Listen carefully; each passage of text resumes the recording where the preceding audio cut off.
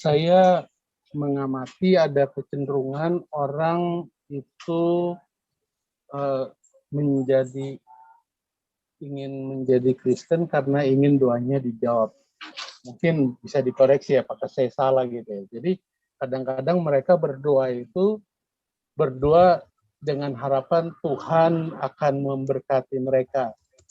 Tapi apakah itu sesuai dengan teologi atau ajaran Tuhan? Nah, itu yang mungkin Pak Paul bisa menjelaskan kepada kami. Terima kasih Pak Paul. Orang jadi Kristen kan karena pengen hidupnya diberkati. Jadi itu nggak salah. Supaya kita hidup dalam berkat. Ya, Anda juga bisa memberitakan Injil. Kamu ingin hidup di dalam berkat. Nggak dibawa kutuk lagi. Jadilah pengikut Yesus. Karena orang yang hidup percaya Yesus kan tidak di bawah penghukuman lagi, tidak di bawah kutuk. Kita dilepaskan bahkan dari orang-orang yang orang tuanya punya perjanjian sama Gunung Kawi, sama setan-setan, sama dukun-dukun. Diputuskan ya, ketika dia menjadi pengikut Yesus dengan sungguh-sungguh, putus itu. Nah, cuman di dalam prosesnya dia mesti tahu apa sih artinya menjadi pengikut Yesus. Pengikut Yesus itu artinya melakukan perintah-perintah Yesus kan, yaitu mengasihi, mengampuni, memberkati kan, dalam kasih itu.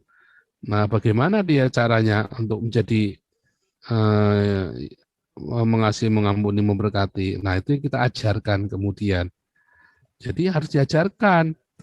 Makanya itulah gunanya kelas-kelas pemuridan. Itulah sebabnya Yesus berkata, jadikanlah semua bangsa muridku, baptislah dan ajarkan mereka. Harus diajar. Banyak orang nggak mau memuridkan. Mengajarnya bagaimana? Mengajarnya dengan hidup kita, diajarkan ke mereka, kasih contoh. Jadi pengikut Yesus Anda harus bertanggung jawab. Ketika Anda bermarturia, Anda mengajar. Mengajar itu bukan dengan teori. Ya, dengan teori Trinitas adalah. Nah, itu bukan pengajaran seperti itu yang Yesus maksud. Ya, bagaimana cara kita mengasihi? Bagaimana cara kita mengampuni? Sulit loh mengampuni. Bagaimana kita bisa tidak kepahitan? Bagaimana kita supaya kita bisa tidak kecewa? Ya jangan berharap manusia. Tapi bagaimana?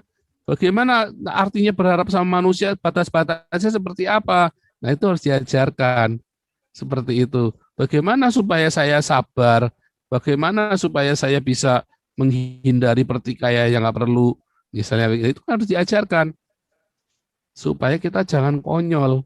Sehingga hidup kita sejahtera dan diberkati.